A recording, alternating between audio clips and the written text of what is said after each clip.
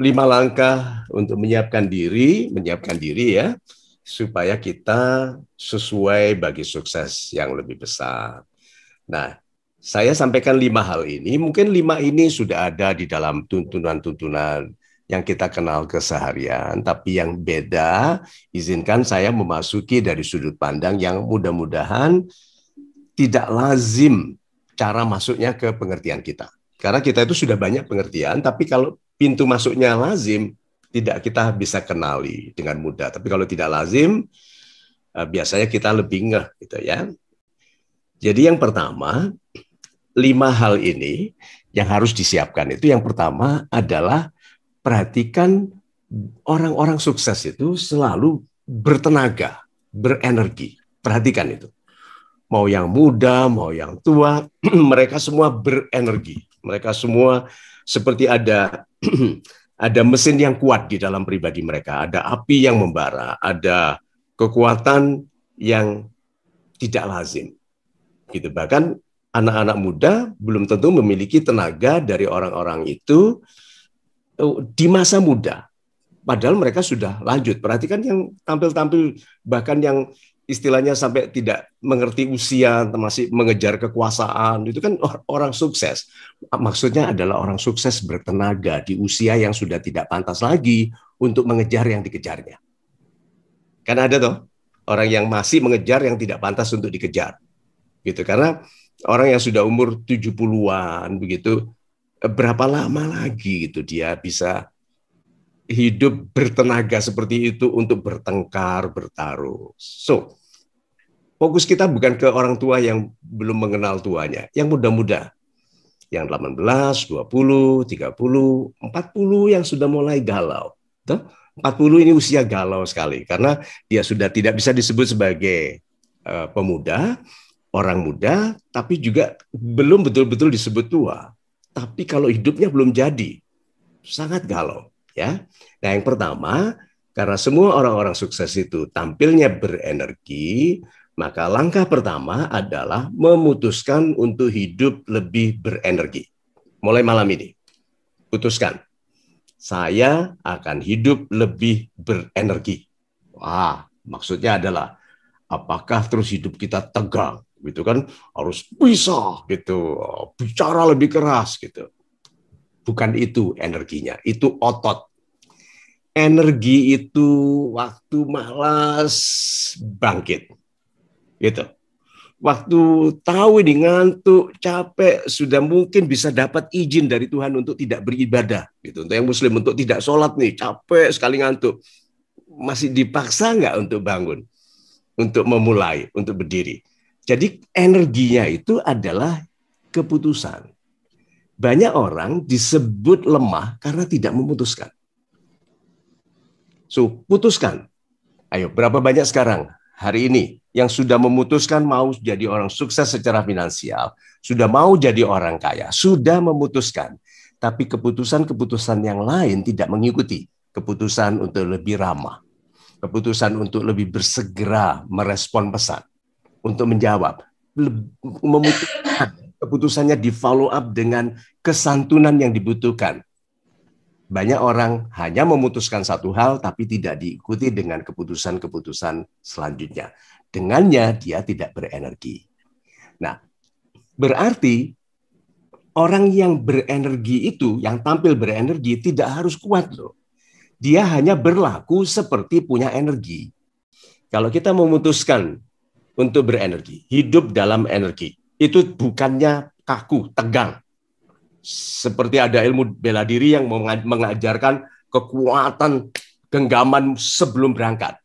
Tapi ada ilmu bela diri yang mengajarkan sangat santai, kekuatannya maksimal hanya 1 inci sebelum kena dada orang. Gitu.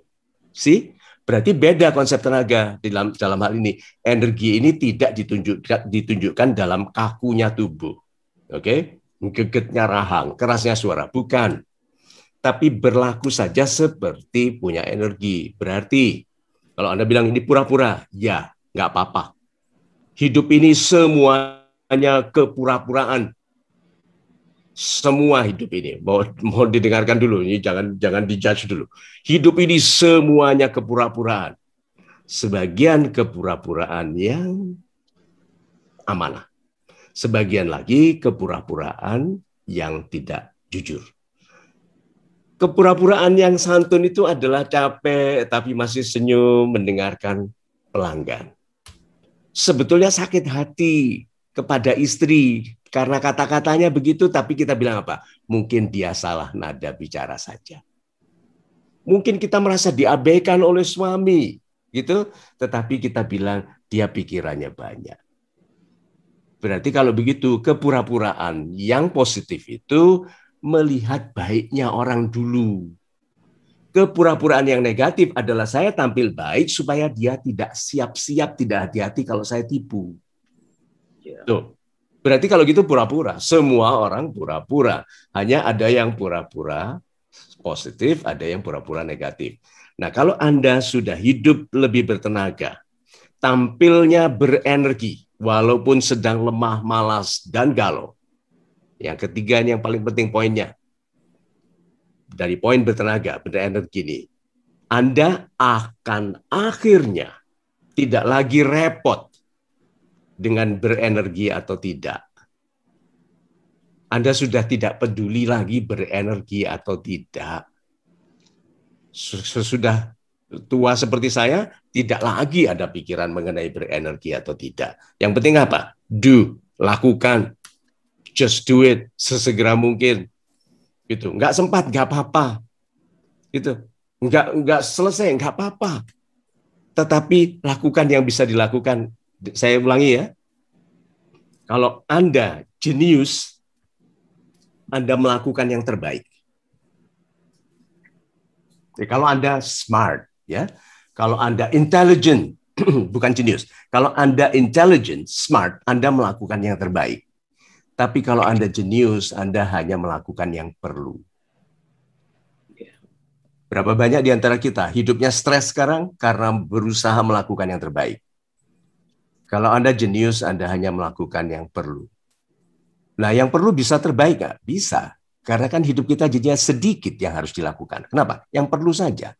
Nah, kalau melakukan yang perlu saja, yang sedikit, gampang untuk menjadi yang terbaik. Karena kita tidak berusaha menang di semua pertempuran. Yang kedua, lebih bergantunglah kepada diri sendiri. Kita itu lebih bergantung kepada diri sendiri kalau kita itu mensyukuri kebersamaan dan menikmati kesendirian.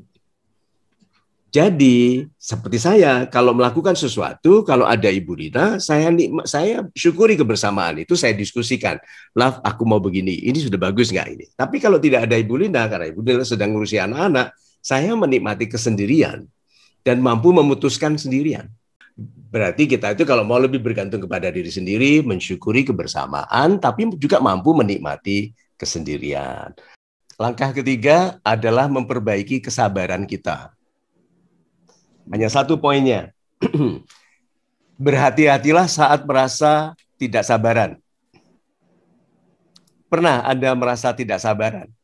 Buka botol minuman nggak sabaran. Mau ini nggak sabaran gitu. Laptop di restart, baru di update, lama banget nggak sabaran. Ada toh? Nggak sabaran. Berhati-hati saat Anda tidak sabaran. Karena ini jebakannya. Waktu Anda tidak sabaran, Anda buat kesalahan karena gerakan yang cepat. Orang tidak sabaran, gerakannya lebih cepat. Jadi waktu Anda tidak sabaran, ini saya gunakan trik itu sendiri. Kalau saya sedang tidak sabaran, saya langsung slow down. Pelan, diam. Hati-hati. Karena saya buat kesalahan selalu kalau sedang tidak sabaran. Kedua, lebih baik lambat daripada membayar kesalahan karena tidak sabaran. Lebih baik lambat. Udah, Anda bilang gini, aku ini lambat bukan karena aku pinter loh. Seringkali aku lambat itu karena aku tidak pinter loh. Dan ternyata di dalam lambatku, aku banyak diselamatkan. Ada tuh orang yang tidak jadi kecelakaan karena terlambat. Ayo, siapa yang pernah terselamatkan dari sesuatu karena terlambat datang? Padahal sudah sangat tergesa-gesa. Itu. Saya tidak ingin cerita pengalaman-pengalaman saya sendiri, tetapi yang sangat berbahaya. Karena oleh Tuhan kami dibuat terlambat. Jadi kalau Tuhan menyelamatkan kita karena terlambat, kadang-kadang kita harus melambatkan diri, terutama di saat tidak sabaran. Nah, perilaku menyelamatkan diri, melambatkan diri ini adalah perilaku mengambil alih hal-hal yang bisa kita lakukan sendiri daripada minta Tuhan melakukan yang bisa kita lakukan. Jadi Tuhan buat dia baik sama aku. Jangan berdoa begitu. Memang betul Tuhan kalau bisa dia baik sama aku. Tapi pagi-pagi udah bilang selamat pagi Bapak, apa kabar? Mohon maaf lama saya tidak berkabar. Tugasku buat dia baik sama aku. Bukan minta sama Tuhan saja lalu diam. Oke? Kemudian kalau tidak sabaran, banyak di antara kita ini tidak bersedia menunggu. Anda sudah bicara toh, sudah kirim proposal toh, nggak suka menunggu. Tunggu. Nah, kalimat bijaknya supaya kita bisa sabar, dengarkan ini. There is time for everything. Ada waktu bagi segala sesuatu. Sabar. Kenapa kok ini belum ada? Itu belum ada. Ini belum bisa. Ya, ada waktu bagi segala sesuatu. Tugas kita adalah melakukan sesuatu sehingga penantian ini jadi pantas. Banyak orang tidak pantas menunggu. Oke, sekarang berapa banyak di antara Anda sibuk, tetapi kesibukannya yang tidak akan membuatnya mandiri. Sibuk tidak akan membuatnya dibayar mahal. Kita itu jadi kaya karena satu, tenaga kita dibayar mahal. Ini urutannya formal ini ya. Ini ilmunya. Jadi kita itu dibayar mahal, satu kalau tenaga kita dibayar mahal. Tapi berapa banyak orang yang angkat-angkat barang dibayar mahal. Jadi kalau gitu bukan tenaga ya. Kedua. Kita itu dibayar mahal kalau waktunya yang dibayar. Ada orang dibayar seharian Rp50.000, ada orang yang dibayar seharian 100 juta, ada yang dibayar 1 jam 100 juta. Pertanyaan saya kepada Anda semua, apa yang Anda lakukan untuk menjadikan Anda dibayar mahal dalam potongan waktu? Waktu. Tenaga sudah nggak zaman. Sedikit sekali orang angkat-angkat bayarannya mahal. Sedikit sekali. Karena ada yang tanya itu, oh Mario, saya bekerja banting tulang kok nggak bisa kaya. Pertanyaan saya, banting tulang memang bayarannya berapa? Ayo. Nah, kedua waktu. Ketiga, kalau mau dibayar mahal sekali, itu ilmu. Tenaga paling rendah. Kedua, waktu. Ketiga, ilmu. Nah, ilmu itu bisa dibayar miliaran hanya untuk satu kalimat sederhana. Karena ilmu itu menjadikan orang tahu caranya. Nah, kalau tahu caranya mencapai.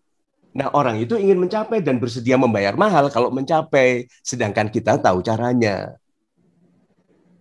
Tenaga, waktu, ilmu.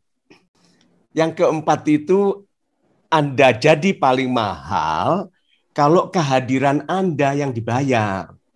Berapa banyak orang? Satu, namanya belum dibuat mahal.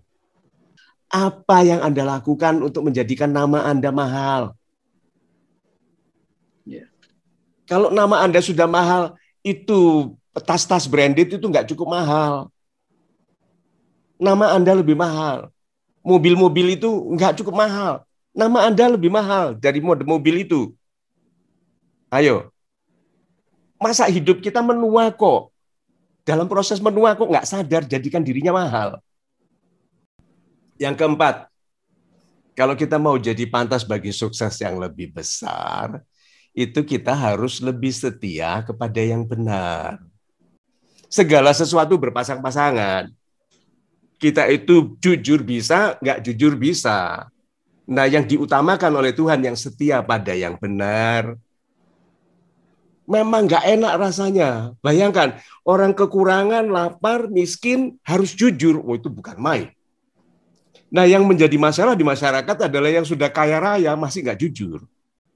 Ya, good. Nah, jadi kalau gitu, setiap pada yang benar, itu dengarkan ini ya. Tidak ada apapun mengalir ke tempat yang tidak dipercayai. tidak ada apapun mengalir ke tempat yang tidak dipercayai. Oke, kejahatan bisa mengalir nggak ke orang? Permintaan bantuan untuk menjahati orang bisa datang ke orang? Bisa kalau orang itu dipercayai sebagai orang jahat. Orang jahat yang didatangi oleh orang yang minta tolong bantuan menjahati orang lain. Berarti kepercayaan dibutuhkan oleh orang baik dan orang jahat. Nah, berarti kalau orang baik nggak dipercayai itu loh. Kan itu ironis sekali. Kok orang jahat dipercayai, orang baik tidak? Jadi kalau gitu, jadi orang yang kalau ingin dialiri uang banyak, jadilah orang yang dipercayai. Kalau Anda ingin dialiri kasih sayang yang banyak dari orang lain, jadilah orang yang dipercayai. Nah, Anda tidak memerlukan kepercayaan dari semua orang. Itu dengarkan itu ya. Anda tidak harus dipercaya oleh semua orang.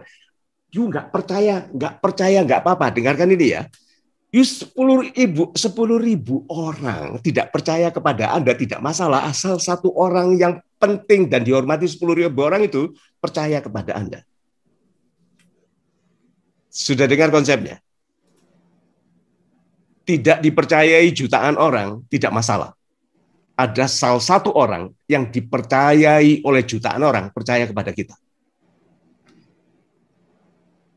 Nah, kita itu rewel, repot, galau, nggak bisa tidur kalau ada masalah dengan beberapa orang. Padahal kita itu tidak harus dipercayai, tidak harus disukai oleh semua orang. Beberapa orang saja yang penting, yang mempercayai kita sudah lebih dari cukup. Itu sebabnya bergaulah di lingkungan yang dikenal oleh orang-orang baik, orang-orang besar, orang-orang kuat. Jadilah pribadi yang menonjol, yang kelihatan. Karena kalau kita semua cara hidupnya rata-rata, kita tidak akan terlihat. Yang kelima adalah keterhubungan. Betul ini PPKM, tapi Anda semua harus terlibat luas dalam pergaulan yang luas. Keterhubungan. Kalau Anda tidak terhubungkan dengan siapapun, bagaimana kebaikan itu mengalir? Silaturahim itu adalah keterhubungan.